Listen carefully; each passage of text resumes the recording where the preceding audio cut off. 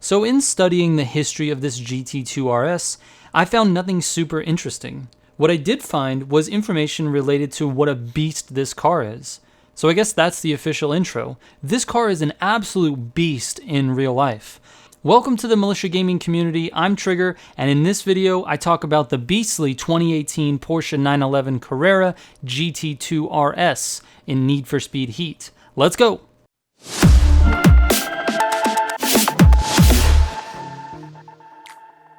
The Militia Gaming Community and Dave Loves Games came together to create a community Discord. If you'd like to join the Discord, there's an invite link in the description down below.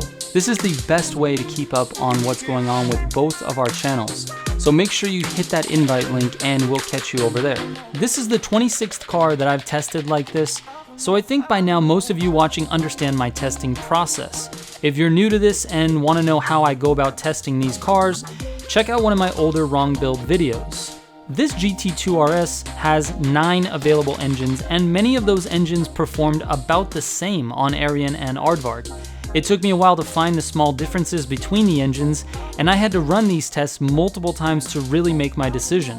I was able to narrow it down to the 640 horsepower 8.4 liter V10 and the 710 horsepower 3.9 liter V8. Both engines ran similar times on Arian and Aardvark. The 8.4 V10 was ahead by 1/10 of a second on Arian and 7/10 of a second on Aardvark.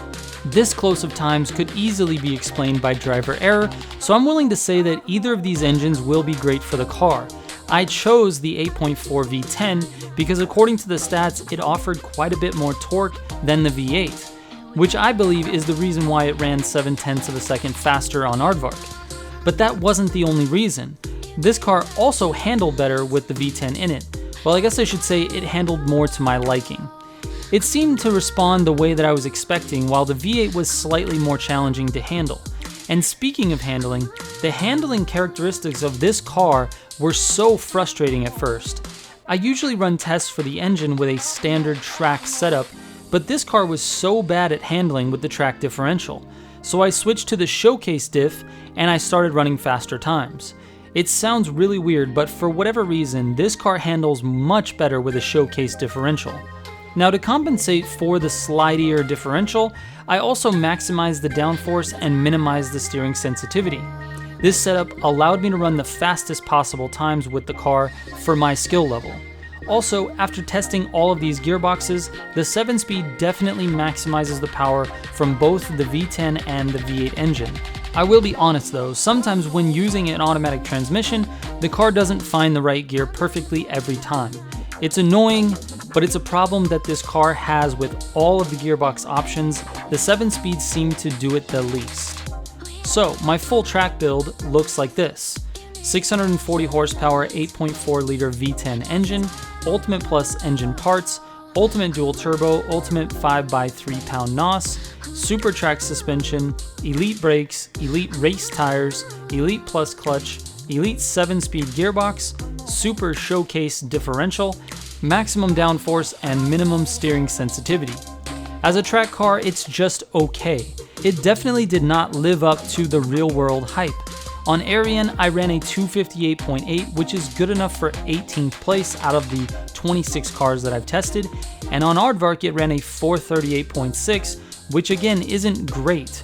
It secures the 15th spot on Aardvark. I'm a bit disappointed with its ability on the track. I think it should be up in the top 5 given its history in real life. But oh well, moving on to the drag strip. I noticed that some of the motors offered better 0 to 60 times than either of the two top engines I just mentioned for track, so I started testing them to see which would be the best for drag racing, and I found that the hybrid engine with the 6-speed gearbox was the fastest. It had a 1.80 to 60 and an 8.7 quarter mile. That puts this GT2 RS in the same group as the Nissan Silvia and the Honda S2000. It definitely is not the fastest drag car in the game, but it's not super slow either, it just seems very ordinary. The full build looks like this. 868 horsepower 4.6 liter V8 hybrid engine, Ultimate Plus parts, Ultimate Dual Turbo, Ultimate 1x15 pound NOS, Super Track suspension, Elite brakes, Elite drag tires, Elite plus clutch, Super plus 6-speed gearbox, Super track differential, minimum downforce, and minimum steering sensitivity. Alright, moving on to drift. I'll be honest, drifting in this car was not really that fun. It took me a minute to figure out my favorite setup.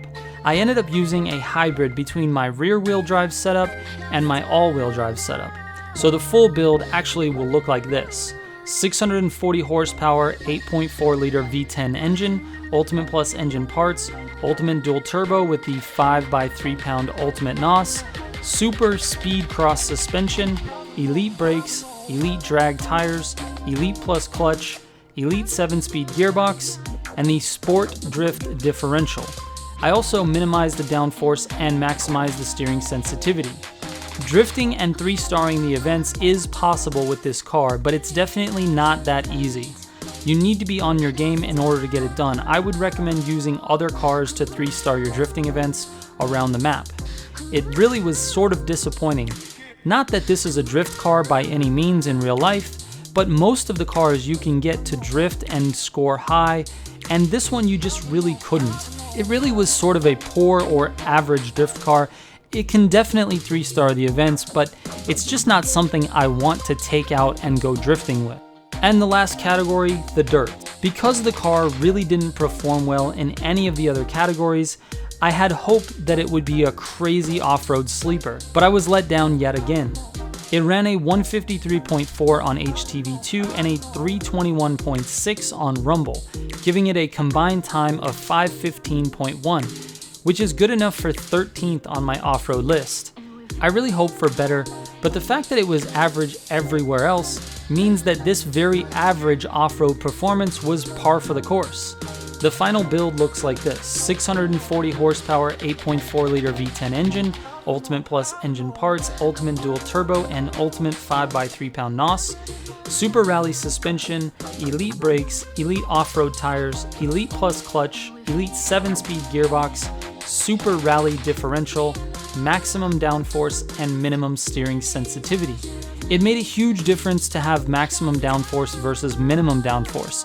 I ran it both ways and was able to run 2 to 3 seconds faster times with maximum downforce. This is not always the case on the dirt, but for this car, it had much better traction when I had the downforce maximized out. Alright, and that's it guys. I want to say thank you to all of you Militia subs. I really appreciate all the support you've given me, and welcome to all of the new viewers.